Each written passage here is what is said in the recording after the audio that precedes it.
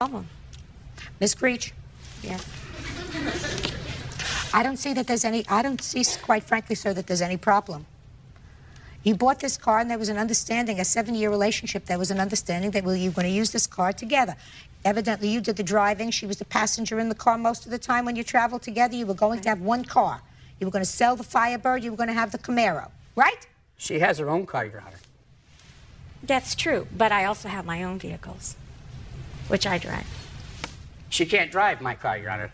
She knew going into this deal, going into this proposition, that it was a stick, Your Honor. She can't drive a stick.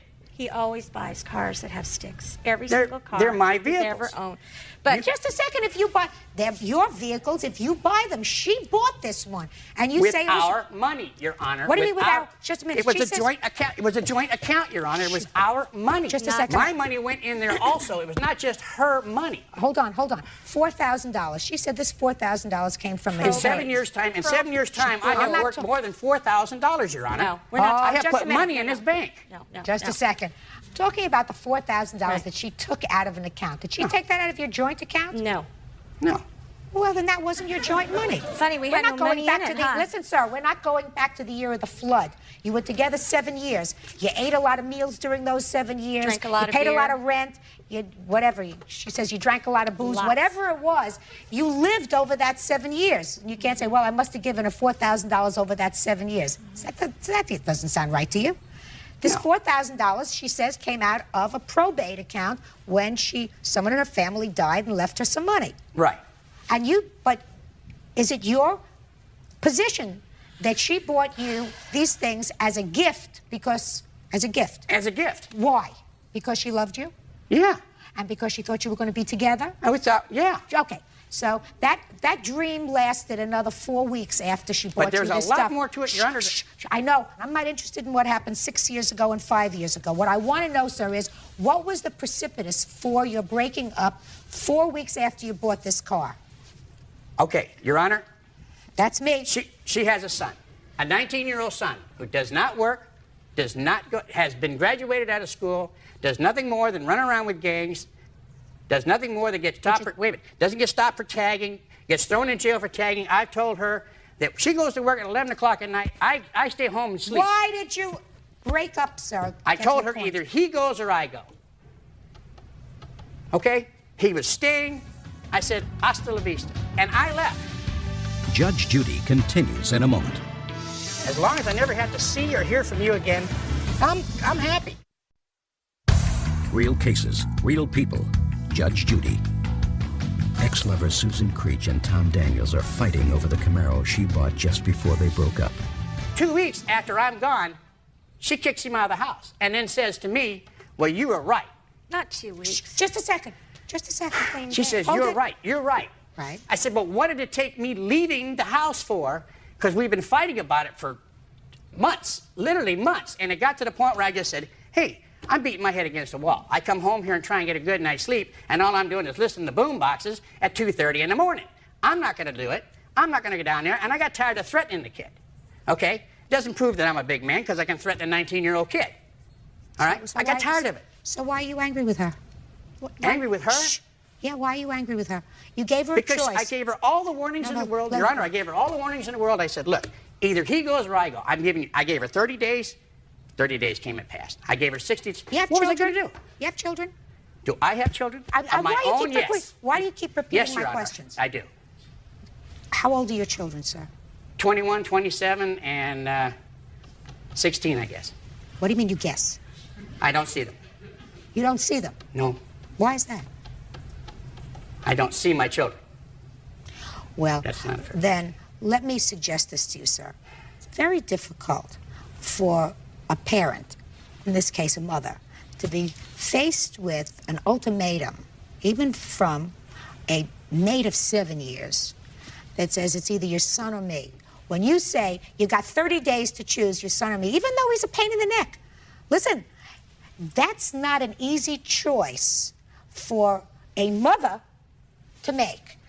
She clearly cared for you. She cared enough for you, and she doesn't look like a lady who's got money coming out of every pore, So she clearly cared enough for you to go out and say, you want this car, you really like it, here's $4,000, I'm going to buy this car because I know it will make you happy if we have this car.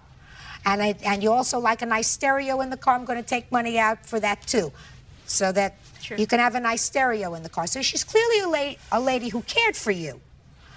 But when you tell her, you got 30 days to choose between him or me, even if this son of hers is a real royal pain in the rump, which I believe he probably is. He was. Right?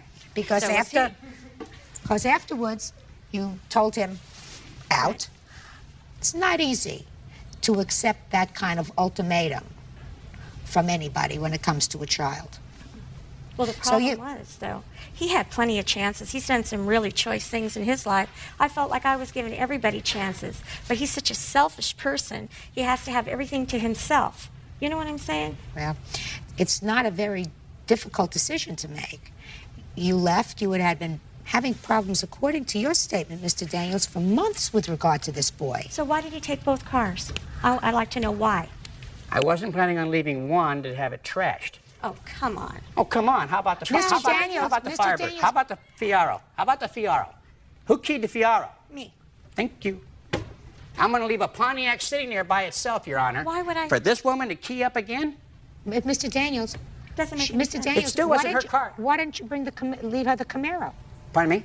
Because he wanted to Just get a second. What word didn't you understand? I wanted the Camaro. Because Yeah, but just a... Good, You wanted thank the Camaro, Mr. Daniels, but she paid for it.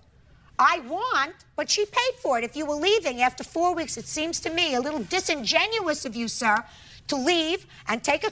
Let me ask you this question. Do you think she bought, and I keep saying bought this car for you to use because she had faith that your relationship was going to continue? Yeah, I'm sure she had. Ah, okay. It's no different a situation to me, sir, from somebody giving somebody an engagement ring. And it's always been my position that when a man buys a woman an engagement ring, that's given under a sort of a contract that they have, that they will be together and that they will marry. And in the event that that marriage does not take place, it has always been my position that the ring has to go back to the man. Now, a lot of women say, listen, he gave that to me, it was a gift. But the gift was given with the intention, that ring was given with the intention of the marriage taking place. When that doesn't happen, the contract is over. This car was bought in contemplation of the two of you being together. Maybe if you had been together for 20 years, I would say, well, you know, you were together for 20 years after you bought this car, so that was sort of fulfilled. But there is something that doesn't sit right with me here that you left in a month's time, taking the car, the stereo, as well as the alarm. The alarm should have gone off in your head. The judgment in this case is for the plaintiff in the amount of $5,000. Can I say one more thing?